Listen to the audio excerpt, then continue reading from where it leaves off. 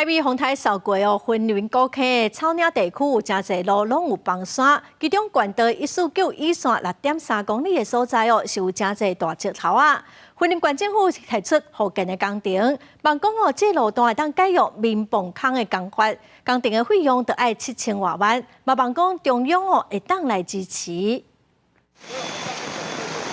凯美丰台婚姻草岭地区短短几天，预计雨量超过800毫米。造成草岭地区侪位道路因为边坡土石放落来中断，其中县道149以线6.3公里路段，因为放落来石头直径拢超过1米的大石头。文管府希望改民隧道工法来提高道路安全。以民隧道来做一个整治会对我们用路人安全才得以确保那这个路段我们估计大概有90公尺的民隧道那现在做好，除了防护山坡落石以外，让用路人更安全以外，那在地震时间的急难避险的地方，也可以作为我们的避难空间。公局表示，这次婚姻县受到凯美丰台影响。原来道路在附近工程经费大约2.7亿，其中县道、乡道大约2亿，而这次提出县道149以线民隧道工程，费用大约7000万。